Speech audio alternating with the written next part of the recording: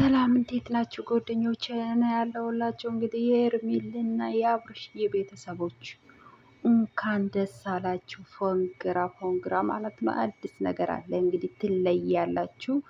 የሄርሜላና የአብርሽን ፎቶ አሳጠባችሁት ማለት ነው። በጣም ጀግና ናችሁ እናንተ፣ ይመቻችሁ ማለት ነው። እንግዲህ ዛሬ በጎቹ ተቃጠሎ እርር ብንበሉ አዲስ ነገር አለ ማለት ነው። ሄርሜላና አብርሽ በአንድ ቤት ሊኖሩ ነው፣ አንድ ላይ ሊመጡ ነው።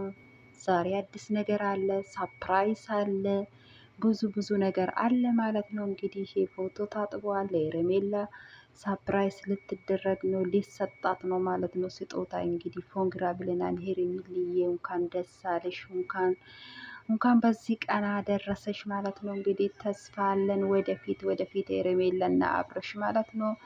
እንግዲህ በጎቹ ወተታቸውን እየጠጣችሁ ጥሩ ምግብ እየበላችሁ እንዳትጎዱብኝ በጎችዬ። መልካም መቃጠል። ዘንድሮማ ትሞታላችሁ ማለት ነው። እናንተ ከኛ ጋር ውድድር የያዛችሁ ቀን ነው የተዋረዳችሁት ማለት ነው። እንግዲህ ትናንትና እንደዛ የተሽከረመመ በጎቹ ደግሞ የሆነ ነገር ችግር ይፈጥራሉ። በአንድ ቀን እንዴት ይሻላት፣ በአንድ ቀን እንዴት አንድ ላይ ኖሩ ወሰኑ እንዳይባሉ ነው እንጂ ሄርሜላና አብርሽ አንድ ላይ ነው ያሉት፣ አንድ ላይ የኖሩ ነው። እንግዲህ ይሄ ቪዲዮ ፊት ለፊት የታሳየ በጎቹ እንዳይነደዱ ተብሎ ነው። እንደዛ ነው። ይመቻቸው ማለት ነው። እንግዲህ በጣም ደስ ይላል።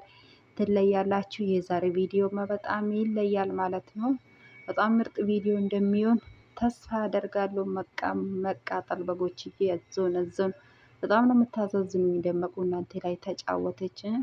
ፍቅር ይዞኛል ብላ አልቅሳ መጣች። ምን ፍቅር ነው ያዛት? እሷ ዶራል ነው ያዛት። እንግዲህ የልጁ አባትን መጥተዋል። ዳኒ ልጁን መጥቶ ወስደዋል ማለት ነው። እንግዲህ አዲስ ነገር አለ ማለት ነው። እንግዲህ አብርሽዬ ደግሞ ሄርሜላ ጥሩ ልጅ እንደምትወልድልክ፣ ቆንጆ ልጅ እንደምትወልድልክ ተስፋ አደርጋለሁ ማለት ነው። እንግዲህ አባቱ አንድ የሆነ እንደ ሩታ አባቱ ማይታወቅ ልጅ ሳይሆን ሄርሜላ ትወልዳለች አሁን ማለት ነው።